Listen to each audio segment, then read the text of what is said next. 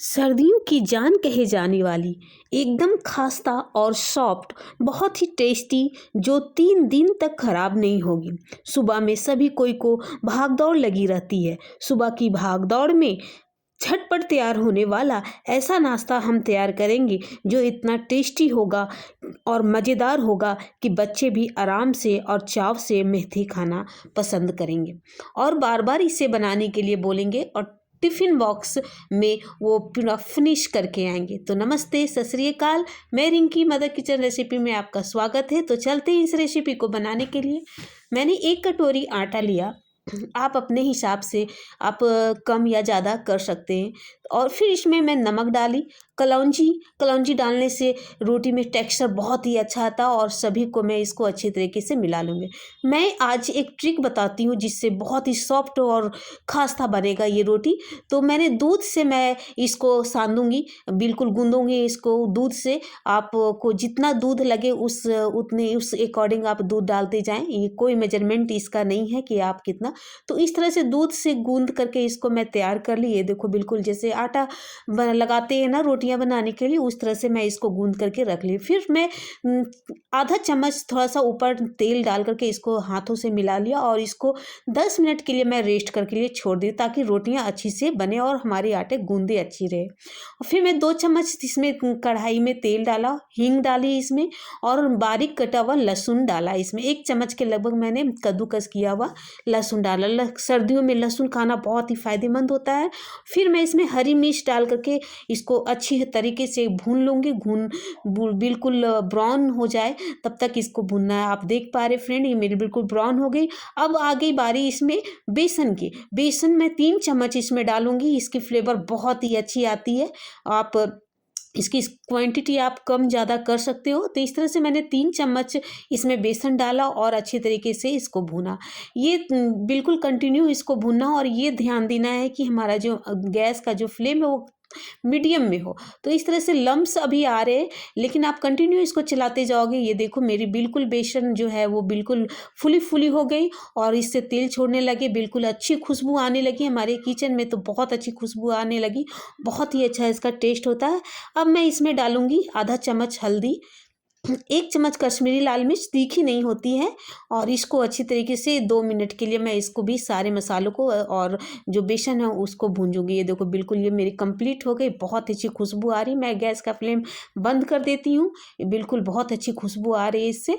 अब मैं अलग प्लेट में इसको ट्रांसफ़र कर देती हूँ। सारे को मैं निकाल करके इसको कलछी के हेल्प से ही मैं इसको फैला देती हूँ।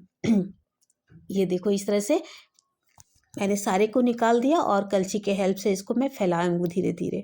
तो फ्रेंड आप इसको मैंने 3 चम्मच से बनाया, आप इसकी क्वांटिटी ज़्यादा करके आप इसको बना करके और फ्रिज में रखो। ये बिल्कुल नहीं ख़राब होती 10 दिन तक।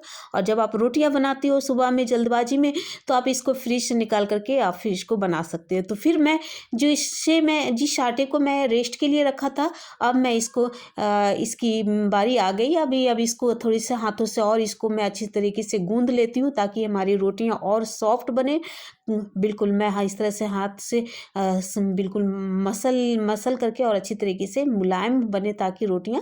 तो इस तरह से मैंने इसीलिए इसको 2 मिनट के लिए मैंने इसको अच्छी तरह से गूंद लिया। फिर जैसे रोटियां बनाते हैं उस तरह से लोइयां लेते हैं ना, तो लोइयां लेकर के मैंने लिया और इसको आटे में इस तरह से लगा करके ताकि हम इसको आसानी से हम बेल सकें और हमारी रोटियां अच्छी से बेल सकें। तो इस तरह से बेलना शुरू कर दिया और अच्छी ये रोटी जैसे बनाते हैं उस तरह से हम बेल लेंगे और इसके ऊपर थोड़ा सा आटा लगा देंगे ताकि हम जो चिपके नहीं और हमारी रोटियां हैं वो अच्छी तरीके से पतली बने। ये देखो आप दिखा पा रही हूँ मैं, इस तरह से इतनी इसकी पतली होनी चाहिए। और जो मसाले मैंने तैयार करके रखा था ये थोड़ी सी चिपक गई है, तो मैं इसको चम्मच के हेल्प से इसको मैं निकाल करके इस रोटी के ऊपर मैं डालती हूँ। ये देखो मैं आपको आज 2 तरीके से पराठे बनाना सिखाऊंगी। वीडियो के अंत तक लगे रहें फ्रेंड। और जो ट्रिक आपको, जो तरीका आपको अच्छा लगता है तो आप उस तरह से आप बना करके ट्राई करें। तो इस तरह से सारे मसालों को मैं फैला देती हूँ अच्छी तरीके से। ये देखो सारे मसाले फैल गए।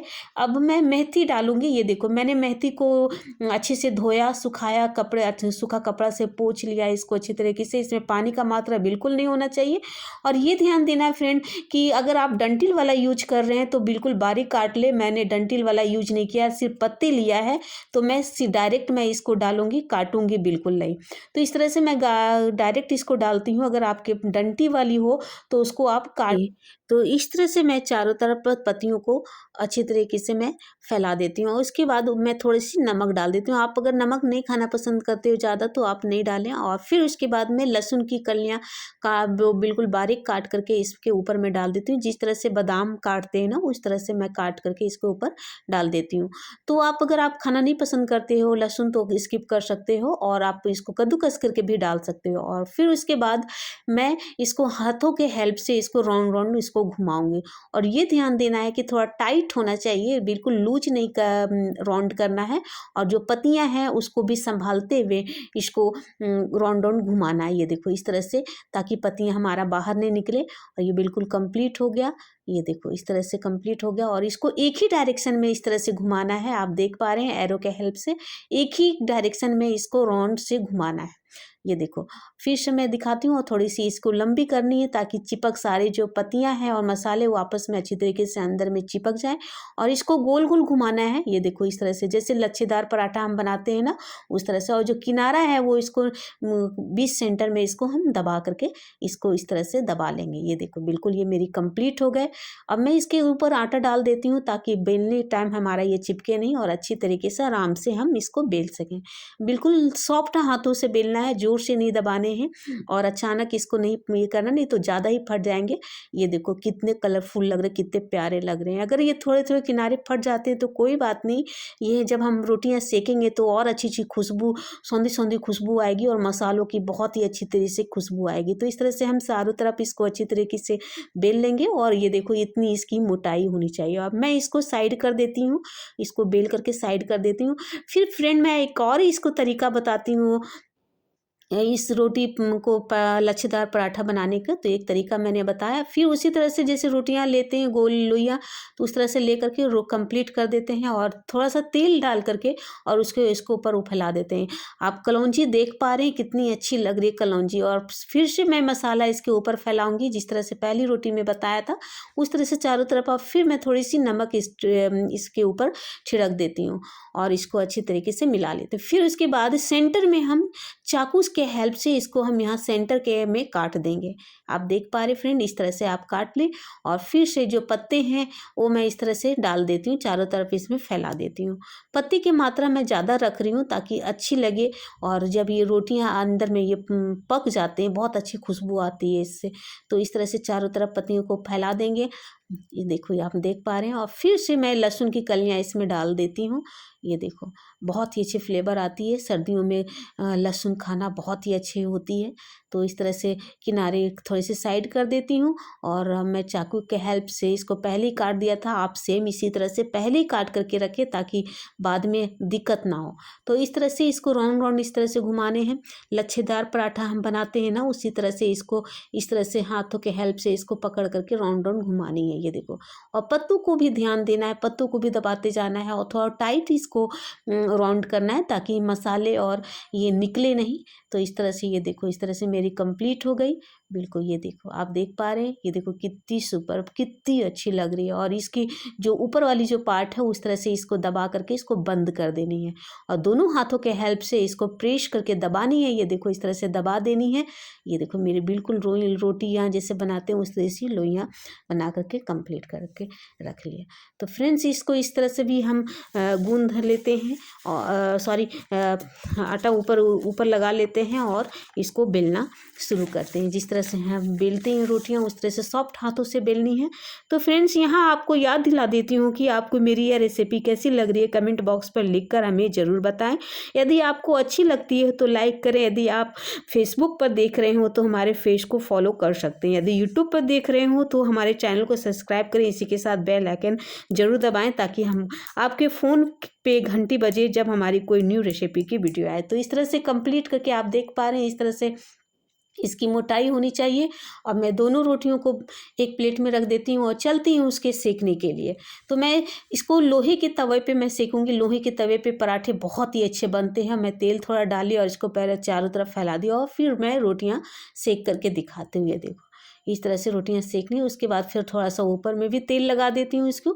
आप चाहे तो घी भी और बटर भी आप इसके साथ यूज कर सकते हैं।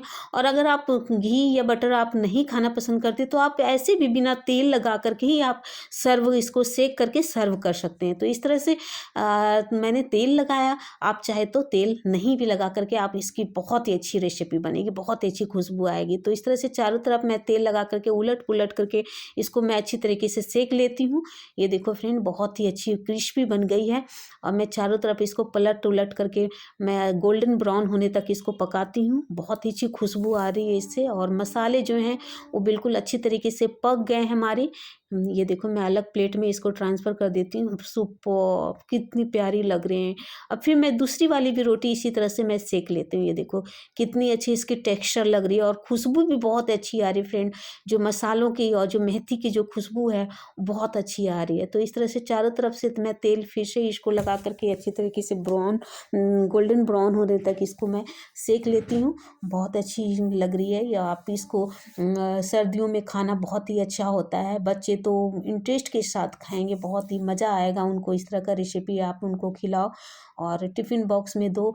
और ये सफ़र में भी ले जाना बहुत ही अच्छा होता है, जल्दी ख़राब नहीं होता है। तो मैं इसको आप हाथों में रख करके मैं सर्व कराती हूँ। आप दही के साथ ही इसको सर्व करो। ये देखो, मैं तोड़ करके दिखाती हूँ कितनी क्रंची बनी है हमारे ये। अब मैं सर्व करके दिखाती हूँ। आप इसके साथ ये ऐसी बनी कि आपको कोई चटनी या सॉस की ज़रूरत ही नहीं पड़ेगी। आप इसको ऐसे भी खा सकते हो। आप दही के साथ भी इसको एंजॉय करो। मैं जैसे एंजॉय कर रही हूँ फ्रेंड, आप इस तरह से एंजॉय करके आप बनाओ।